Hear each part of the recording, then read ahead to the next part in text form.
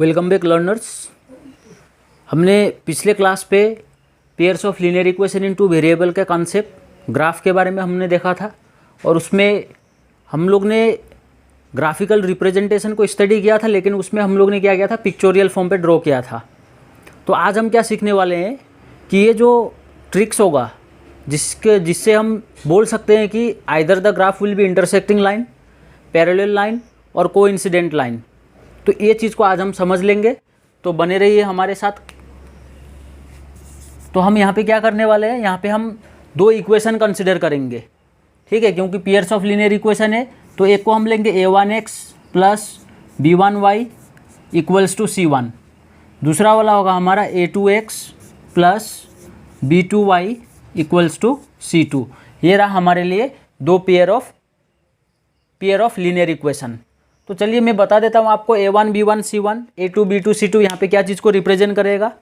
a1 clearly ये x के आगे है, तो इसका मतलब ये हो गया coefficient of x, b1 coefficient of y है, c1 कांस्टेंट टर्म है। तो ये चीज़ हमें पहला वाला इक्वेशन के लिए लेना है, फर्स्ट इक्वेशन। जब हम लेटर ऑन क्वेश्चन को सोल्व करेंगे तो a1 b1 एंड c1 are the values of coefficient of x, y and constant term from the first equation. So exactly a2 is the coefficient of x from the second equation, b2 is the coefficient of y and c2 is the constant term. So I hope you are all clear with a1 b1 c1 and a2 b2 c2. So we will see the pattern, we will see the nature of graph by comparing the ratio, how we can identify whether the graph represented will be intersecting, parallel or coincident. That trick is by comparing the ratio. Whose ratio we are going to compare? a1 by a2, b1 by b2, c1 by c2. So let's see what we will get. So on the first one we may have that a1 by a2 is not equals to b1 by b2, means the ratio of a1 by a2 is not equal to b1 by b2. Then the graph represented, or we can say what type of graph it will be, the graph will be intersecting line.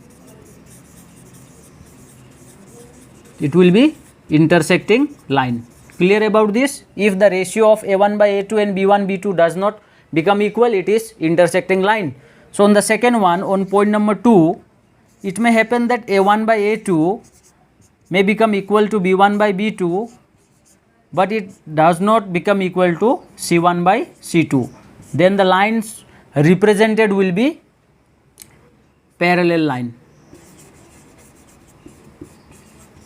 They will represent parallel lines. If a1 by a2 is equal b1 by b2 but not equal to c1 by c2, then the graph will be parallel lines. 1 marks question for your exam. Number 3, a1 by a2 is equal to b1 by b2. It is also equal to c1 by c2. Okay, all the ratios, if they become equal, then the line will be coincident. Then the line will be coincident lines.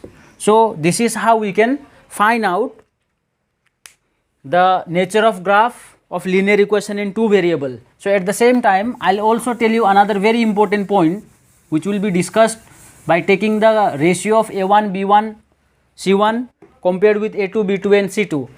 If the line is intersecting, okay, earlier we have discussed about the solution. Now if the line is intersecting, how many solution it will have? It will have unique solution. Unique solution.